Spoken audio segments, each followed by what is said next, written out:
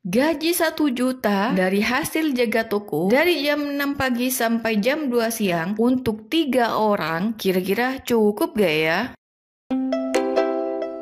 Ngitung yuk. Assalamualaikum warahmatullahi wabarakatuh, Talita. Semangat lagi ya, masih semangat. Langsung aja ke videonya. Di sini ada Ibu Miss BR. Di sini aku inisial doang ya, karena memang kalau sudah inisial berarti gak mau disebutin namanya atau gak mau dicantumin emailnya. Dan lanjut lagi di sini ada penghasilan senilai 1 juta selama 1 bulan dari menjaga toko kelontong sip-sipan, yang artinya ada waktunya sendiri ya, dari jam 6 pagi sampai jam 2 siang. Jadi dia itu seorang janda, punya 2 anak, di mana anaknya ini satu sekolah SMP dan satunya lagi sekolah SD. Lagi-lagi tentang janda ya. Memang spesialis janda di sini aku sebutin dulu karena memang banyak di antara teman-teman kita yang keadaannya janda tapi memang benar-benar bingung dengan kondisi keuangannya. Dan pengeluarannya sendiri yaitu ada kuota untuk anak SMP-nya 200.000 dan kemudian untuk dirinya pribadi 100.000 per bulan, saku anak SMP 15.000, saku anak SD 5.000 per hari, bensin untuk anak yang SMP 20.000 per minggu, LKS untuk SMP 250.000 dicicil 6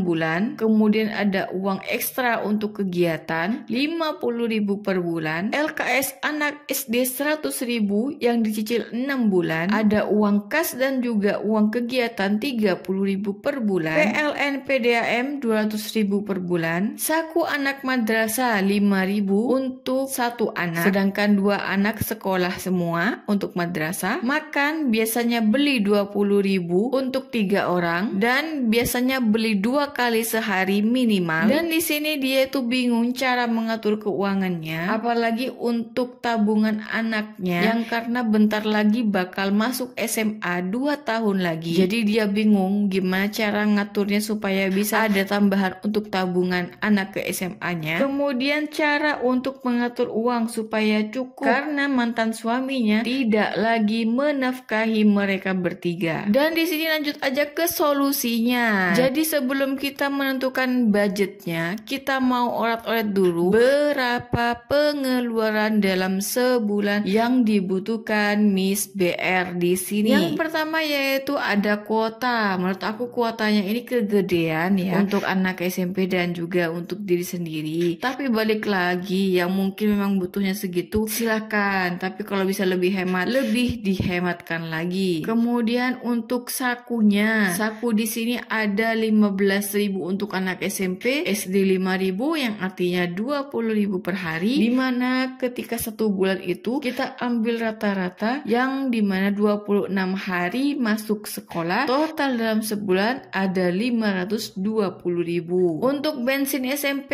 20.000 per minggu, yang kalau sebulan yang dikalikan 4 minggu yaitu 80.000 per bulan. Untuk LKS-nya dicicil 6 bulan 250.000. Kalau kita tarik per bulannya yaitu membutuhkan 42.000 per bulan. Dan untuk LKS SD 100.000 dicicil 6 bulan, yang dimana per bulannya ada kisaran 17.000. Dan untuk lain-lainnya, saku untuk anak madrasah 5.000 untuk 1 anak. Jadi kalau 2 anak 10.000, totalnya ada 260.000 selama 1 bulan. Kita ambil rata-rata 26 kali masuk dalam sebulan ya. Dan untuk makannya kita ambil rata-rata juga, mungkin 2 kali itu lebih umum kayaknya ya untuk makan. Jadi kita ambil dalam sehari itu butuh 2 kali beli untuk makan senilai 40.000. Nah kalau sebulan kita kalikan 30 hari, totalnya 1.200.000. Nah dari sini kelihatan ya di mana bengkak-bengkaknya. Dan kalau kita total semuanya, di sini dari penghasilan 1 juta, ternyata pengeluaran yang ada senilai 2.690.000 49.000, yang dimana bengkaknya ini hampir 3 kali lipat dari gaji. Pantas aja bingung ya, apalagi untuk tabungan SMA-nya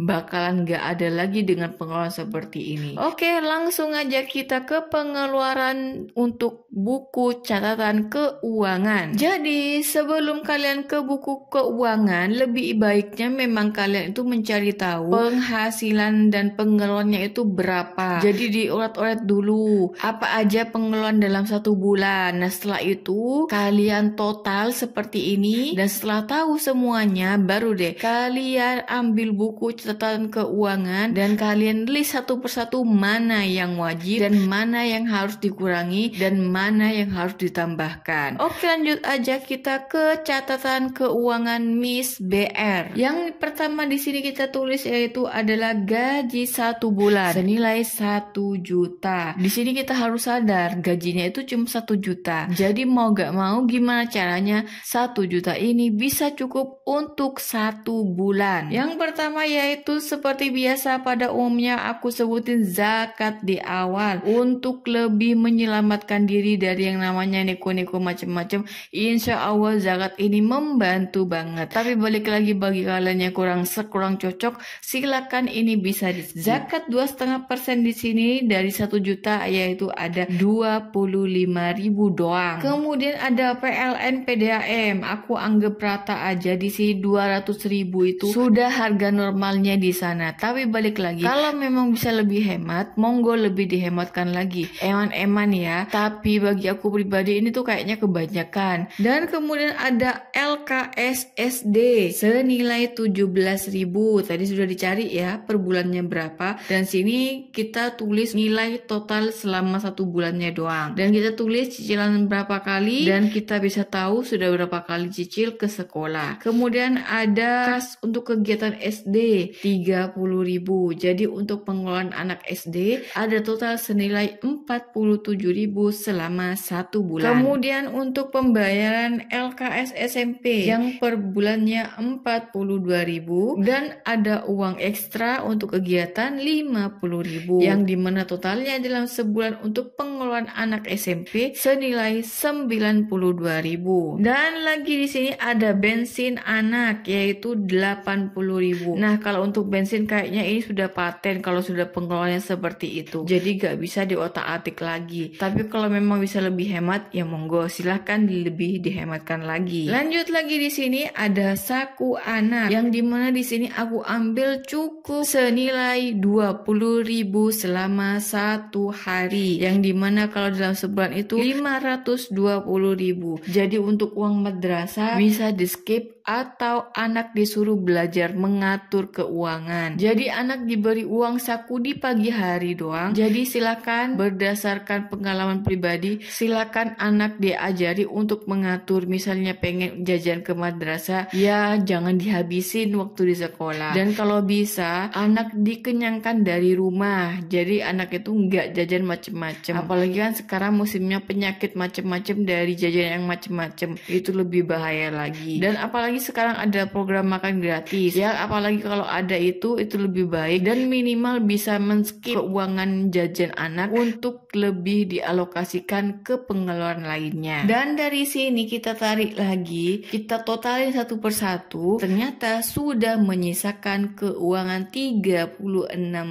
Nah kalau sudah sisa 36.000 artinya keuangan 1 juta itu mampunya dipakai untuk pengeluaran hingga di titik saku anak. Nah, gimana dengan kuota? Gimana dengan tabungan untuk SMA? Gimana dengan untuk masaknya? Uang masak, uang makan gitu ya. Nah, kalau sudah seperti ini, kita alokasikan mau nggak mau harus menambah penghasilan. Nah, caranya untuk supaya bisa memenuhi kebutuhan yang di luar over budget, kita itu nggak boleh cari hutang, Bunda. Tapi kita harus muter otak gimana bisa dapat tambahan pekerjaan. Nah, kalau asal nambah-nambah pekerjaan, yang ada kita malah bingung sendiri. Sebelum menambah pekerjaan, kita harus tahu berapa kebutuhan kita dalam sehari supaya bisa memenuhi kebutuhan untuk memenuhi sisa-sisa yang belum terpenuhi. Yang pertama di sini ada kuota. Nah, balik lagi aku tegasin lagi, kalau bisa kuota lebih dikurangi lagi. Kurangi hal-hal yang nggak diperlukan. Misalnya scroll-scroll TikTok lah, scroll-scroll YouTube lah, atau apa. Kalau memang sekedar untuk mencari informasi, yang dicari silahkan cari seperlunya aja. Kemudian kita di sini taruh aja kuota, mungkin memang butuhnya 300.000, monggo silakan. Tapi kalau bisa lebih dikurangi aja, cari kuota yang lebih murah. Kemudian ada tabungan untuk SMA. Nah, ini nih untuk tabungan SMA silakan dicari tahu berapa nominal yang dibutuhkan untuk masuk SMA yang dituju. Walaupun SMA itu gratis, tapi untuk awal masuk biasanya ada aja itu biaya. Dan silakan dinegokan ke pihak sekolah gimana caranya untuk mendapatkan keringanan untuk pembayaran di awal itu maupun pembayaran tambahan lain-lainnya di SMA nantinya. Dan di sini aku ambil contoh aja yang mungkin dibutuhkan 4 jutaan gitu ya, dan bisa ditabung selama 2 tahun, yang dimana kalau kita alokasikan per bulannya jatuh di nominal 166.666, dan kita tarik garis bulatnya yaitu per bulannya 167.000. Jadi kita butuh 167.000 per bulan supaya kita bisa menabung untuk anak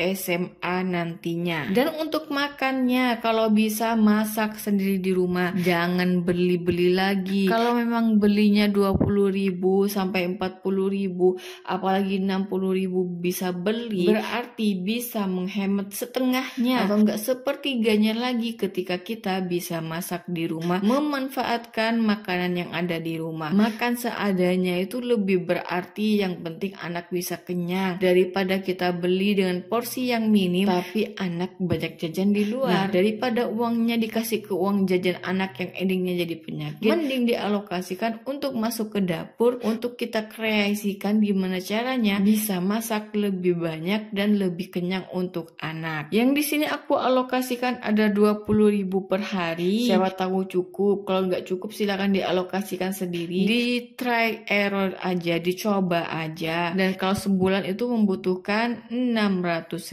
Dan total dari keuangan kota, tabungan SMA dan juga uang makan di sini selama 1 bulan itu ada 1.067.000 rupiah. Dan supaya nggak puyeng nih otak nih, aduh dapat dari mana tambah 1 juta itu dalam sebulan. Nah, gampang, kita bagi lagi menjadi 30 hari. Jadi supaya kita gampangnya itu kita bagi lagi 30 hari, yang dimana hasilnya menjadi 35.566.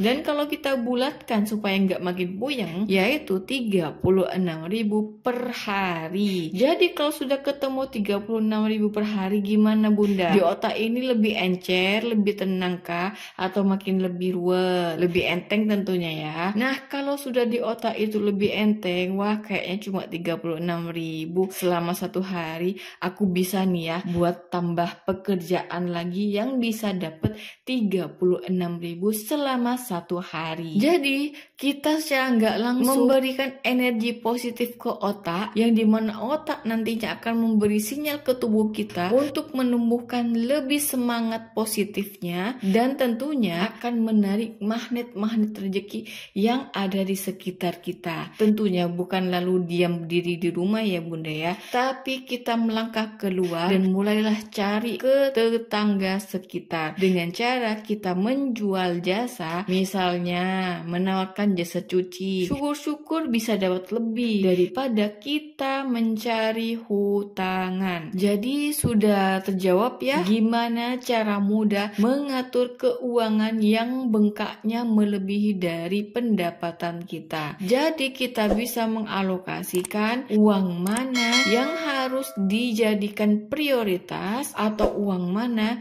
yang harus kita jadikan tambahan tambahan penghasilan. Oke, sekian aja dari aku. Jangan lupa share ke teman-teman kalian. Siapa tahu video ini bisa membantu dan bisa jadi amal jariah buat teman-teman. Jadi bisa secara nggak langsung kalian bisa dapat pahalanya. Sekian aja video dari aku. Wassalamualaikum warahmatullahi wabarakatuh.